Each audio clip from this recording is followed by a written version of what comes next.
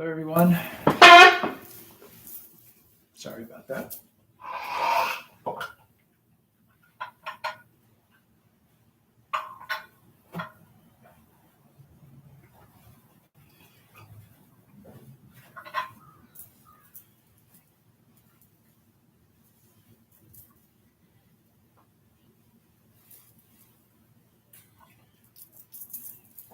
Verse of the Kesa. Vast is the robe of liberation, a formless field of benefaction. I wear the Tathagata's teaching, freeing all creations. Vast is the robe of liberation, a formless field of benefaction. I wear the Tathagata's teaching, freeing all creations. Vast is the robe of liberation, a formless field of benefaction. I wear the Tathagata's teaching, freeing all creations.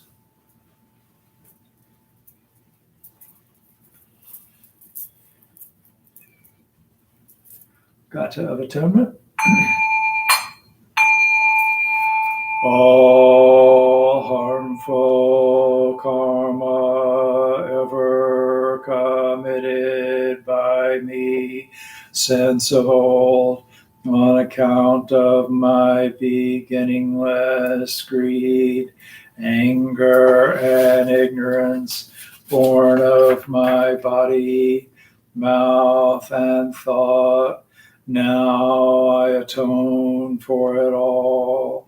All evil karma ever committed by me since of old, on account of my beginningless greed, anger, and ignorance, born of my body, mouth, and thought, now I atone for it all. All evil karma ever committed by me since of old, on account of my beginningless greed, anger, and ignorance, born of my body, mouth, and thought, now I atone for it all.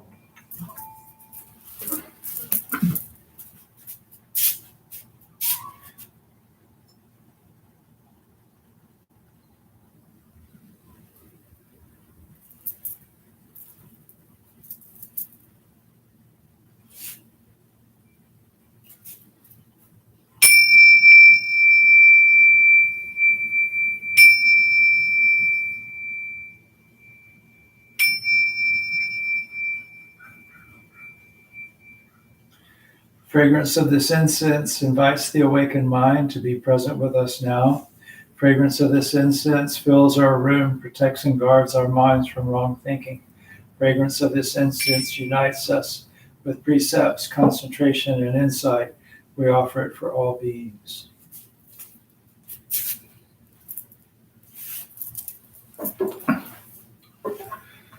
Homage to the Buddha. Namo tassa bhagavato arahato samma sambuddhassa.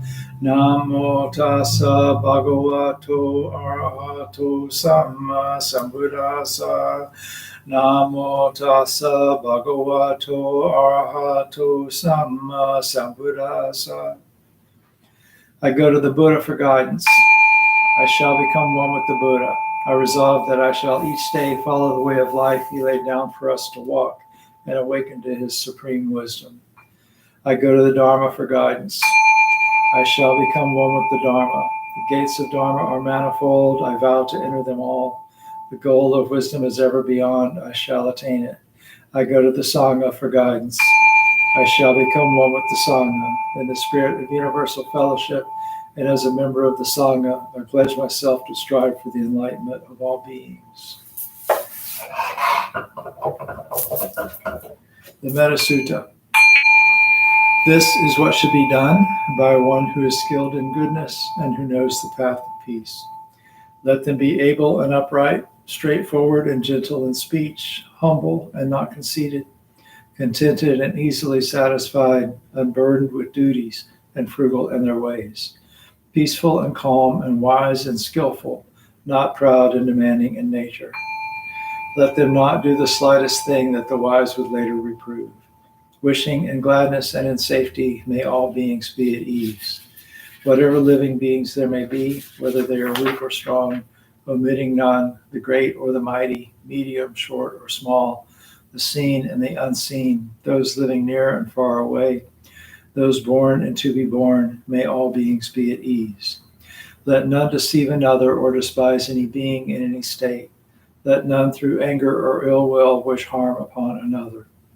Even as a mother protects with her life her child, her only child, so with the boundless heart should one cherish all living beings, radiating kindness over the entire world, spreading upward to the skies and downward to the depths, outward and unbounded, freed from hatred and ill will, whether standing or walking, sitting or lying down, free from drowsiness, one should sustain this recollection.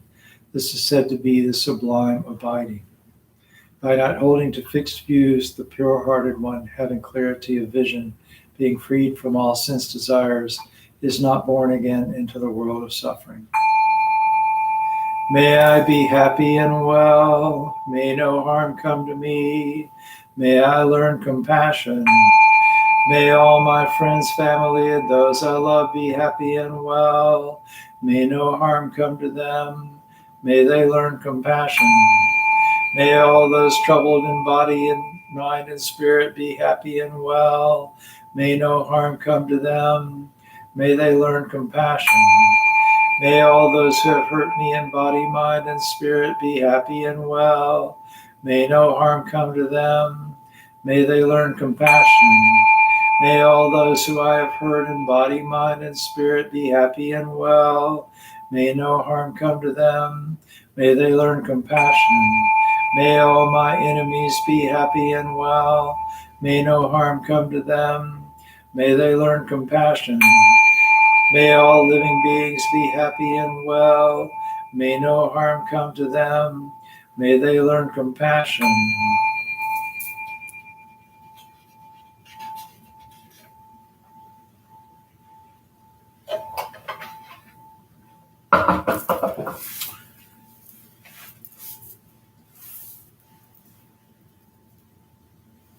Sit for 20 minutes, just silent meditation tonight.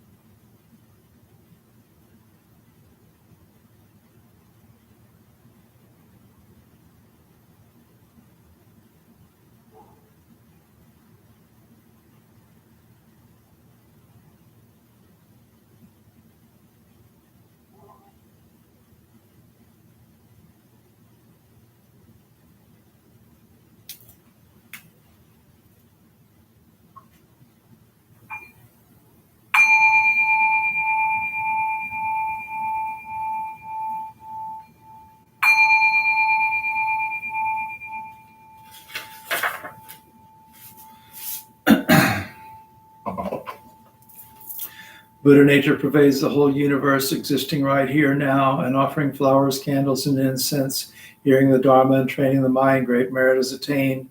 We dedicate this merit to the great Master Shakyamuni Buddha, the all-pervading and everlasting three treasures, to the 16 guardians and all protectors of the Dharma, and their relations throughout space and time, to all ancestors of this Sangha, and all beings in the Dharma world. May penetrating light dispel the darkness of ignorance, that all karma be resolved in the mind flower bloom in eternal spring. May the Dharma body maintain strength and health, and years of life be lengthened for all teachers of this Sangha. May their vows be fully realized, and may they live in perfect peace with Buddha Dharma. We pray for those suffering from violence, for those who grieve for them, for those living in oppression, for all who are imprisoned who should be free, and for all refugees from violence, hunger, and catastrophe, man-made or natural. We pray for the health and well-being of those suffering from diseases of body, mind, or spirit, those working toward the healing of those afflictions. May they be serene through all their troubles, and may we realize the enlightened way together. Sabe sata sadahantu avera sukajivino katang punya phalang mahang sabe bhagi bhavantu te. May all beings always live happily, free from animosity. May all share in the blessings that spring from the good we have done.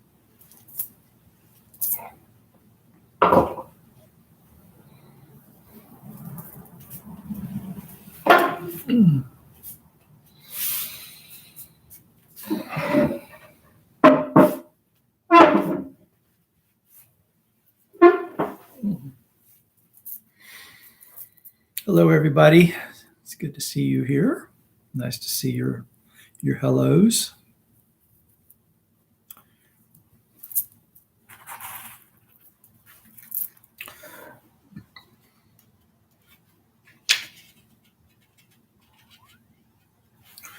I've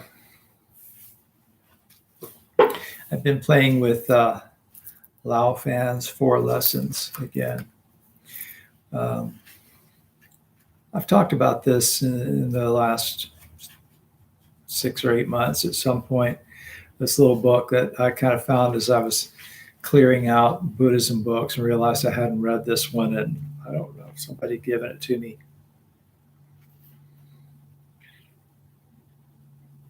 Once in a while, I'll get a box of Dharma books from some temple somewhere or some society of propagation of Buddhism or something. I think it might have come in one of those, but I'm not sure. It's one of these books. Let's see, this one was printed and donated for free distribution by the corporate body of the Buddha Educational Foundation in Taiwan. So I'm not sure. There's a number of these societies around that print Buddhism books for free. Sort of like Gideon's Bibles, but they come in a lot of different varieties. Anyway, so this book, for those of you who don't remember, basically there's this man, this young man had met with a fortune teller who made some predictions about his future life, and they were coming true. And generally they were kind of okay predictions, but he predicted he was going to die fairly young. And there's some other stuff that wasn't particularly positive either. So he ended up meeting this other, like a Dharma teacher kind of person, although it's somewhat Buddhist, but it's also somewhat Confucian.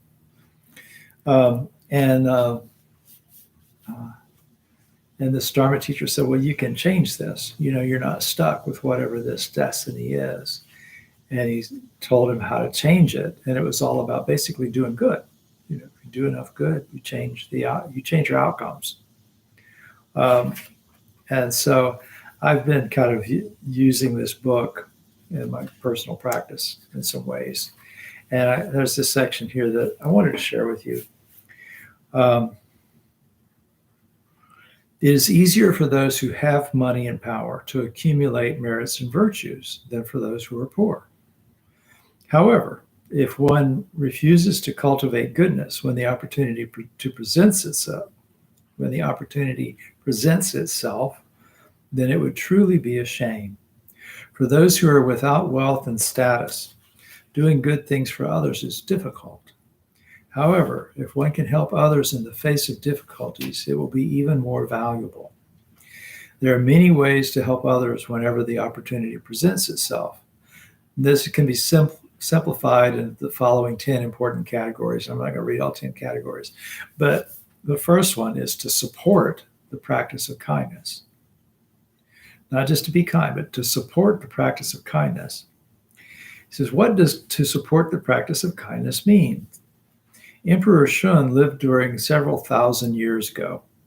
One day before he became emperor, he was watching some fishermen at this lake, and he noticed that all the younger and stronger fishermen took the spots where the water was deep and the fish were abundant, while those who were older and weaker were left with the rapids and shallow water where there were very few fish.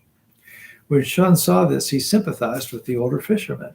He joined in the fishing, and whenever he saw younger fishermen grab the good spots, he said nothing. But whenever some yielded to others, he praised them everywhere he went and emulated their humble and polite manner. He did this for 1 year until the fishermen got into the habit of yielding the good spots to others. A wise and capable man such as Shun could have easily influenced others with a few words. Why did he not simply say something instead of trying to change others by setting a good example? Shun's painstaking and good intentions were like the expert artisanship that results from long practice and hard work. I think that's so cool. So there are people who study this stuff, study positive psychology. For a long time, psychology was and still mainly is study of mental illness. What makes people mentally ill. But there's this field of psychology where they say, well, what makes people successful, happy, stuff like that. And they study that and see, what do you do if you want to be happy and so on. And one of the things that comes up pretty consistently is that you are kind. If you're kind to other people, you tend to be happier. And not only that, but if you observe someone else be kind, you're more likely to yourself be kind. So it's kind of contagious. It's really interesting. There are studies that show this. I don't know how many studies, and I don't know, how thorough the literature is on this at this point, but you can kind of test this yourself. Think about a time that you were kind, and then see if that doesn't make you want to be kind again. Or think about a time when you observe someone else being kind and see how that affects you. In fact, do it now. Think about a time that you witnessed someone else's kindness.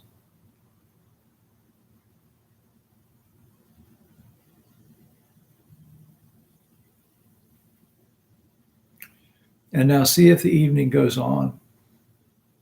You can kind of come back to that. But as the evening goes on, see if you don't start feeling like a kinder person.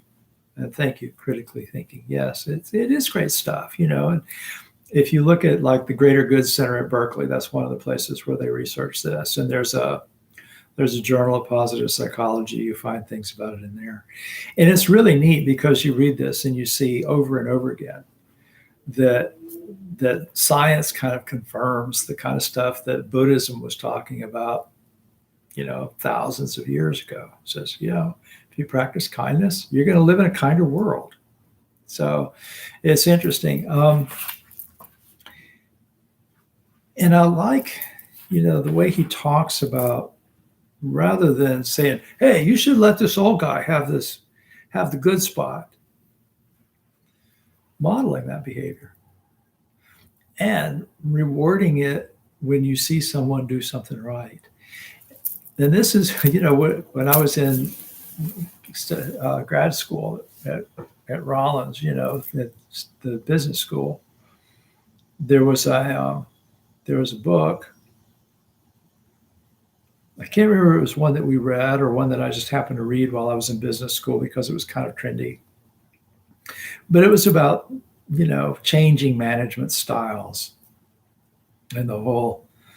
I don't know if anybody ever pays any attention to this kind of stuff anymore, but there was sort of theory A and theory B and theory C management and this kind of stuff, and one of the maxims in this one book. I wish I didn't prepare for this talk except to figure out what I was going to talk about. I didn't think about this until just now. I hadn't thought about this in years. But one of the maxims was to catch people doing something right.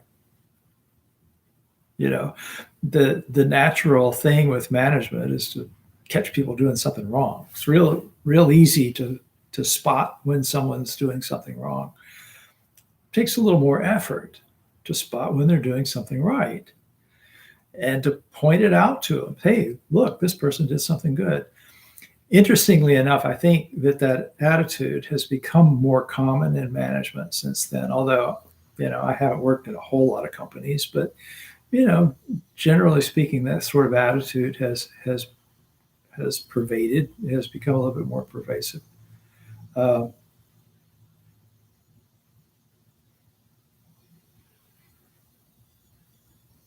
not sure if you got a question there, critically thinking.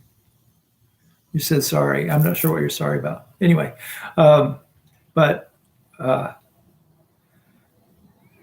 okay. All right. Where was I? Oh, yeah. You see this a little bit more in business these days. Back when I was young and coming up, mostly people got yelled at when they screwed up. And now, it's a lot more common thing to point out when somebody does something right. When it's kind of forced, when you say, okay, so this week I need to find 3 people doing something right, and make a big deal about it. It's kind of forced. It doesn't seem to have the same legitimacy as when it's well-intentioned. So there's this other story in here.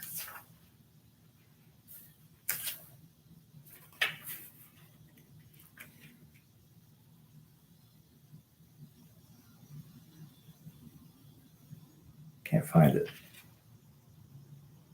Oh, here it is. This is a cool story. So he's comparing like big goodness versus little goodness. So don't take what I'm going to tell you to mean that you should ignore opportunities to do small good kindnesses. Small kindnesses are a good thing, right? But he tells this story about this official who, government official who died, and he was taken into the underworld for judgment. And the judge ordered all these records to be brought out, and when they arrived, this official, government official, was astounded to see that there was an entire courtyard of the king of hell's palace or whatever that was filled with records of his bad deeds. But there was one single scroll, the size of a chopstick, so like the size of a pencil, one single scroll of his good deeds. Right? And so the official is like, I'm going to hell for sure. Right? All these bad deeds, this one little scroll of good things. And so the king of hell, or whatever, the judge, orders that they be weighed. They go, surely this mountain of evil that I've done is going to weigh infinitely more than that one little good thing that I did. And he says, he asked the judge, he says, I'm barely 40 years old when I died. How could I have committed so many offenses? And the judge said, well, whenever you give rise to a single thought that's harmful, it's considered a bad offense there and then. It doesn't have to be carried out to be counted as a wrong. So this is kind of an important point. In Buddhism, karma is actions of body, speech, or mind. So even a harmful thought has a harmful result.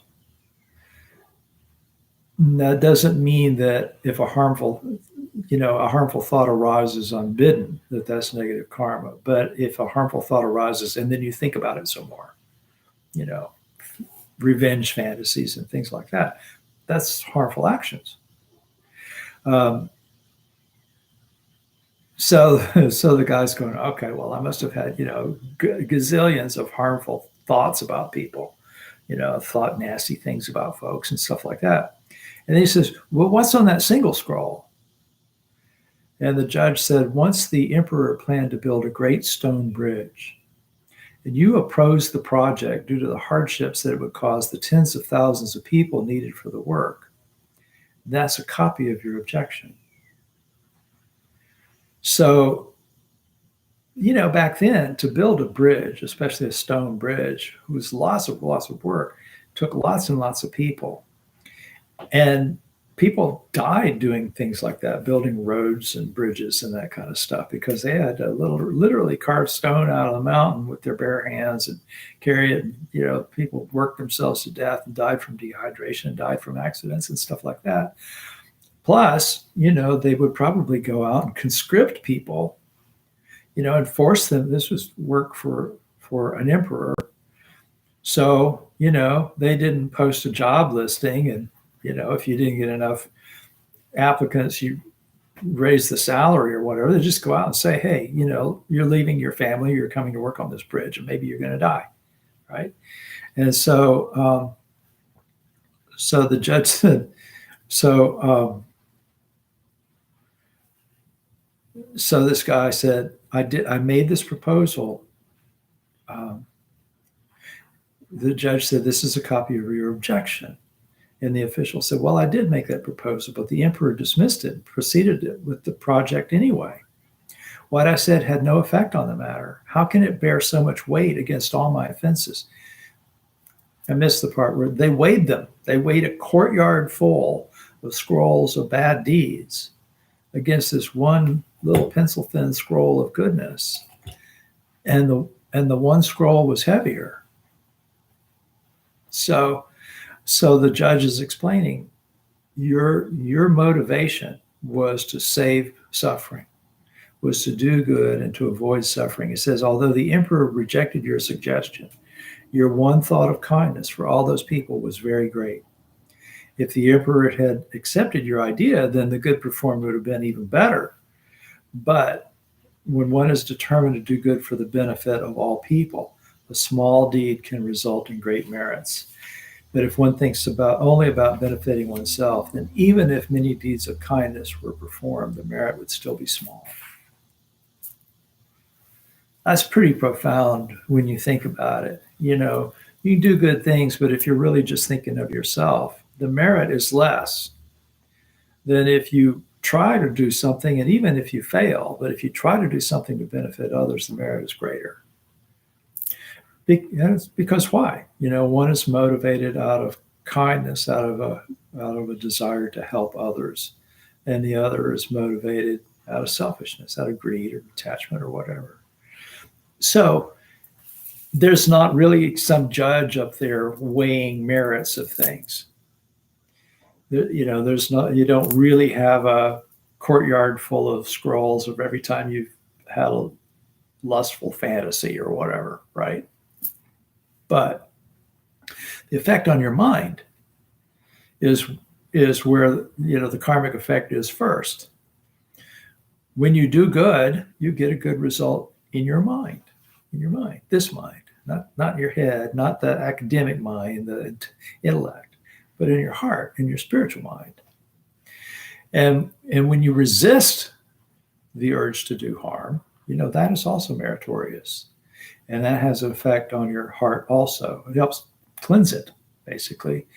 And so the result then of acting out of altruism, even if you fail, is still hugely outweighs, little grabby things that you do. So anyway.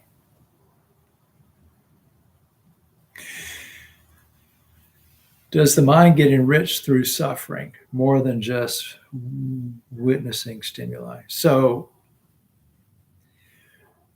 it depends on what you mean by being enriched through suffering. When we engage in avoidance behavior, even mental avoidance behavior, rather than deal with reality, then I don't know that harms the mind, but it certainly doesn't help it. When we look at what's really going on, and then we take purposeful action, even if we don't feel like it or whatever, then that is beneficial to us. Yeah. When we learn, Thanissaro Bhikkhu said something like, wisdom is the ability to get yourself to do things you don't want to do, but that will lead to happiness, and the ability to refrain from doing things that you want to do, but that will lead to suffering. And so that's, right, mindfulness. And so, training the mind is effort, mindfulness, and concentration. Effort means, when a harmful thought arises, you let it go. And you develop good thoughts. Mindfulness means, being aware of what's going on in the mind. And concentration means you know what your purpose is, and you set your attention in that direction. You steer your mind toward your purpose. In order to do that, you need wisdom. You need right view and right intention. You need right view means know the difference, know what leads to suffering, and know what leads to stress. And right intention means,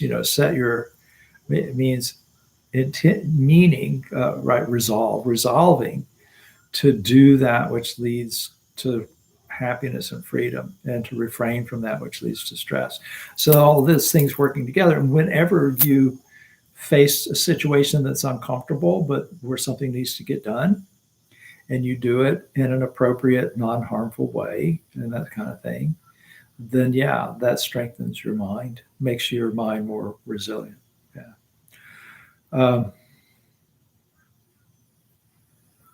Not sure what you mean by being trapped in your mind. We're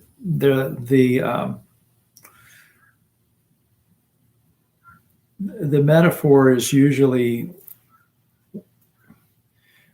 we have the ability to see clearly. Addiction is a very good example of that. We know that it's harming us, but we also know that it's going to hurt to give it up. It's going to be, over the short term at least, it's going to be a struggle.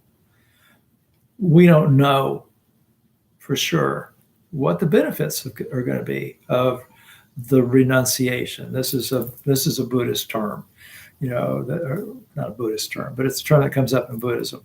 Renunciation. You can let go of something that seems useful to you, seems valuable to you, when you realize that it's really leading to stress. And you let go of it in order to get a greater value, something of greater value.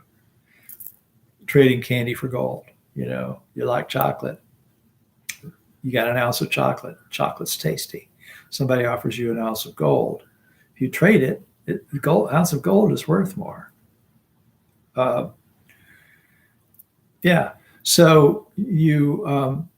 with addiction, when I was addicted to cigarettes, which is the worst addiction that I've had. I mean, I had an alcohol dependency, but stopping drinking once I decided to do it was really a piece of cake compared to quitting smoking because of the chemical stuff that goes on in your brain. But you have to get to that point where you go, okay, I know I can suffer through this, and I'll be glad I did. And so every time the urge comes up, man, I could smoke a cigarette and that urge is going to go away, and that much comfort I'm going to get. But if I ride this urge out and deal with this discomfort now, later on, I'm not going to have the kind of things that happen to people who smoke. In my case, I mean, my uh, my family is the males in my family tend to live pretty long if they don't smoke and drink and eat badly. So, when my father died at 70, I said, that's too young, you know, and he was smoking and drinking the day he died. He'd gone to get a pack of cigarettes and a 12 pack of beer or whatever. And he died in his garage, the floor of his garage after running to the convenience store. So, I'd like to live longer than that. So, yeah. So, so awakening, so inner peace. Yeah, good. So keep at it. Sounds like you're on the right track. Uh, the more you do this, the more you do this practice, the more you're going to wake up. And it's interesting. I have this Wednesday morning group of colleagues at Stetson that meditate together remotely every Wednesday morning. And we always start with a little reading. And I quoted, my reading was, it was actually Maizumi Roshi, I think, quoting Dogen. I don't remember for sure. I have to look it up. And he's talking about the mind of enlightenment, the Bodhi mind, the mind of awakening. And we think of this as something that we're going to strive for, and suddenly one day we're going to have it. But really, the resolve to follow this path, to follow the Buddha way, is Bodhi mind. Once we've decided, I'm going to wake up, that first step is an awakening. It's the first step in awakening. So Bodhi mind is not something we're going to get, it's something we're doing right now. So keep doing that, keep waking up. So anyway, you're welcome. It was good questions. I appreciate you posting those things. So it's 5 minutes to 8. I hope that this was helpful. And I appreciate you being here. Those of you who are joining me on Thursdays on Zoom, don't forget to do your homework. Got about 10 pages to read. If you want to do that and you don't have those things, email me and I'll send you the link to the PDF of the Pure Land Sutras and what we're supposed to be doing. And otherwise, I look forward to seeing you tomorrow on Zoom. All right. Have a great night. Thank you all for being here.